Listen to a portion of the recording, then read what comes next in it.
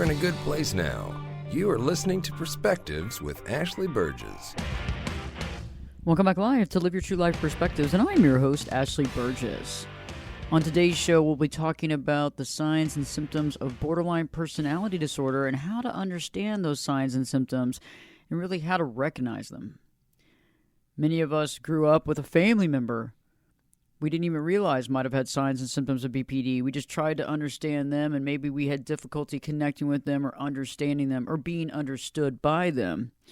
Many of us might be even married to or in a relationship with somebody that has BPD signs and symptoms, or we ourselves might actually have those signs and symptoms as well. And understanding it is so important to be able to understand others as well as to understand ourselves. And ultimately, that understanding is key to having that knowledge, and that knowledge is power. And it's interesting because when you think about these types of situations, you think about brain differences. And so I really want to start talking about that before we get into the signs and symptoms, because I really want to establish the fact that we all have, different types of brains. Our brains are not the same. It doesn't all act the same way, right? We don't all act the same way. We don't all have the same personality. When you think about patterns of thinking and feeling and behaving, we're all unique in that own right. So we're all unique. And so no one acts the same way. And we have to understand that. We might describe somebody as really outgoing or fun-loving or introverted. But again, those are descriptions for the personality, the elements of the personality. And because our personality is connected to our identity, we have to understand that as well. And we can put into perspective personality disorders and might understand what that means. Because I think that when we hear personality disorder, we automatically think about a judgment of character or a personal flaw. But really what that means is just a different pattern of relating to the world, about how we see the world differently, maybe not in its normal seeing of things, but what really is normal anyway. So the thing about it is, though, is understanding that when there's differences and when we see the world in different ways and we see things differently and we interpret things differently, that can sometimes cause problems in many areas of life, including our relationships, our work, our job, our career, and the feelings about others and ourselves. So it's really important to be able to understand this, recognize it, and realize that patterns can be changed, and realize that we can make changes in our life, and realize that we can work to deal with stress, and we can work to improve interpersonal skills, and we can also work to calm ourselves and to calm that emotional storm that we can feel when we're having situations and circumstances that make us feel that we're not in control. And so today's show is about understanding BPD, understanding the signs and symptoms, and understanding where it comes from and how it looks. So it's not a judgment call. What it is just a discussion to understand and to better identify these types of situations, because this can be very helpful, and it can be very helpful for us to understand, but also we can communicate better, right? So that's the key, is that if there's somebody in our life that has these signs and symptoms, or us ourselves have these signs and symptoms, we can begin to understand, okay, this is why this is happening, or this is why this person's acting like this, or maybe this is why I said that. Maybe that's exactly why I said that, is because of the fear that I'm having in my own life, the fear that I'm dealing with, and where that's coming from. And we're able to actually understand, okay, this is why I did this, or this is why I feel challenged when I'm dealing with this situation. So we're going to be talking about the 9 symptoms of BPD and really understanding those and understanding what they look like, and how to acknowledge that. And then also, looking at it from a different perspective, if there is somebody in your life that is dealing with this, how to understand where they're coming from and not to be triggered by some things that they do. And so we only have so much time in the radio show, but we're going to cover as much as we can.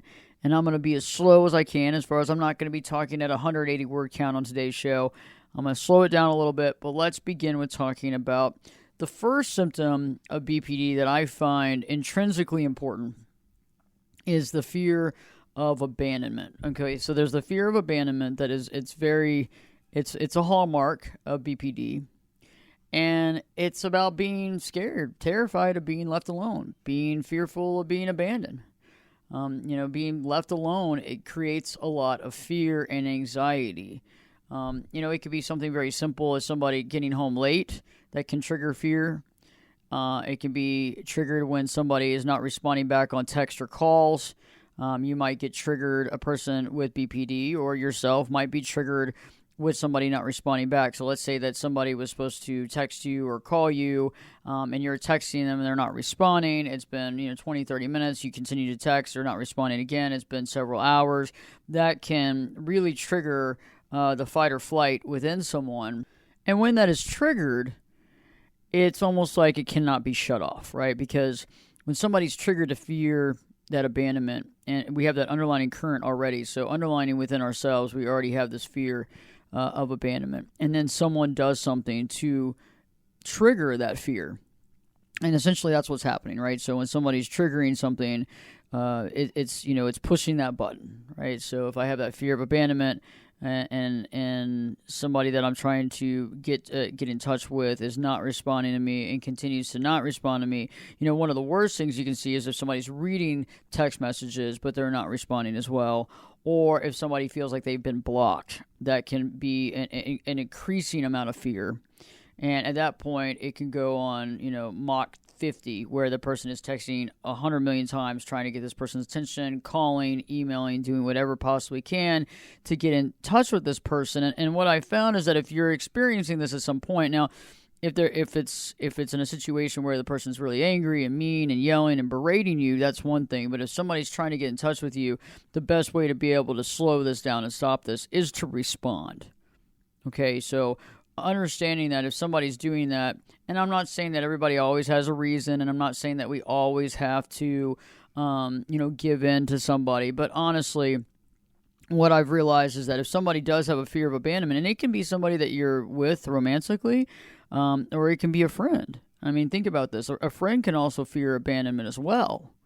Okay, they can fear that you're going to leave them, you're not going to be their friend. So, for example, if you have plans with a friend of yours, and I'm just talking about platonic friend, and they're planning on going somewhere with you, and the time is here, and y'all are supposed to meet, and you're not responding to them, they might continue to text. They might even pick up that phone. But also there's a courtesy factor too. We got to think about that. We have to think about following through and that sort of thing. But realizing that if somebody does have these tendencies, not responding to them or not being timely when we say we're going to be somewhere is going to create this anxiety and this fear that is going to trigger them to maybe act out or do something that they really don't want to do.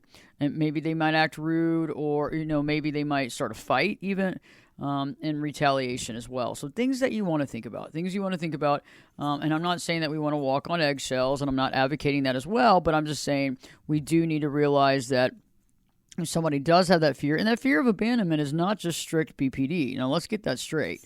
People can fear abandonment, and they can be codependent. Okay, people can fear abandonment.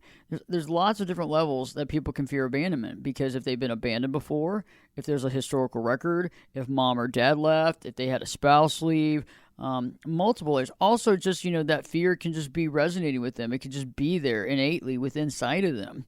And so remember, this is not just for someone that has signs and symptoms of BPD. So understanding that and recognizing when somebody's displaying those signs, they might be over texting, over calling, but you can slow that down and eliminate that if you respond. Now, if somebody's getting out of control with that and calling you names or berating you, you will want to, at some point in time, cut that off. And I don't know if defending yourself is exactly what it is, more like just not allowing that type of communication to happen. Because I think when we allow someone to be angry, abusive, we've probably allowed that before, and being able to kind of look at that and reason with that. And that's something we really want to think about, because we don't want to allow someone to be abusive, even if it is mental abuse. And abuse is mental, emotional, physical, remember. So it's not just, abuse is not just about physical abuse. It can be mental and emotional. So, really think about that too. What are you opening yourself up to? But I'm speaking in the tendency of, hey, you had something that you had planned, or someone's trying to get in touch with you and they can't get in touch with you. I recently had a client that was getting on a flight, and she had contacted her boyfriend, and they had agreed that he was going to pick her up, but they hadn't talked that entire day, and she was getting on the plane, and she had called, and he hadn't picked up the phone. There was no response. Had texted, no response, and that can really push somebody over the edge when they're feeling like somebody's not going to follow through, but more than that, the fear of abandonment, that person's not going to be there for them, and so that causes great distress. So understanding that there might be situations, and it could be somewhere on the scale, right? It doesn't have to be extreme. It could be a slight fear of abandonment to an extreme fear of abandonment. So, just being aware of that can really put things into perspective. Another symptom when we talk about BPD, because remember, we have to have lots of these symptoms. It can't just be 1, 2, or 3 symptoms, to really consider somebody to say, oh yeah, that, they have BPD. And again, I don't like to define people in general. I don't like to define us. It's not really fair. Somebody might have symptoms and signs of something, but does it make them XYZ? I really think we have to be really careful with that, because I don't like to define people based on that. I think we need to define people based on their individuality and understand the fears and the things that they have that's going on, and then be able to see them, separately from this stuff, but also understanding why they do what they do. And that's what I think is so helpful, is understanding the reasons for why we do what we do. And when we understand those reasons and we can see that in other people, that can be super, super helpful. So another indication, a symptom of BPD, is the concept of unstable relationships. Having unstable relationships, multiple unstable relationships.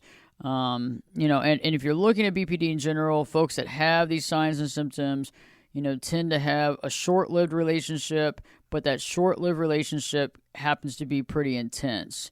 So they may fall in love very quickly. And unfortunately, though, more often than not, they do fall in love very quickly, but they can also be quickly disappointed. And that's something to think about as well, because the relationship also is looked at by the person with BPD as either being one way or another. And usually it starts one way. And I'm not always saying that the pedestal starts in the very beginning and starts really, really fast, but I'm saying that more often than not, in the beginning of a relationship, when you're dealing with someone with BPD, they're going to see the other person as a perfect person. They're going to see them as a perfect person. They're going to see them perfect, and they're going to jump into that relationship very quickly. And it won't be until over time where they begin to see, or they see things in that person that they're not happy with. And it's hard for them to see both sides of the equation. So they might love somebody and really care for them and have a relationship with them and have them on the pedestal, but then something might happen where they get very angry with that person. They feel that person's not right for them. They might, start, devaluing that person and devaluing the relationship. And there might be some anger and hatred there too. So there's lots of different levels of what happens with the swing of emotions when it comes to somebody in a relationship that happens to have BPD. And so we have to look at that too. And so those unstable relationships is because in the beginning it can start off quite quickly, because of the way that they see that person, where the person can do no wrong and this person is perfect. And that's why it can be a whirlwind relationship. And we're going to talk more about that here in just a bit, because we have a lot of stuff to identify. Because in these situations, when we're dealing with that in the beginning of a relationship, we have to understand that's the type of pathology that we have to work through, and that oftentimes that's something that's carried through relationship after relationship. So stay tuned. I'll be covering more of that, more of the symptoms of BPD and how to understand it and how to recognize it. Live Your True Life Perspectives with me, your host, Ashley Burgess, will be back in. I'll be back this time in 2 shakes.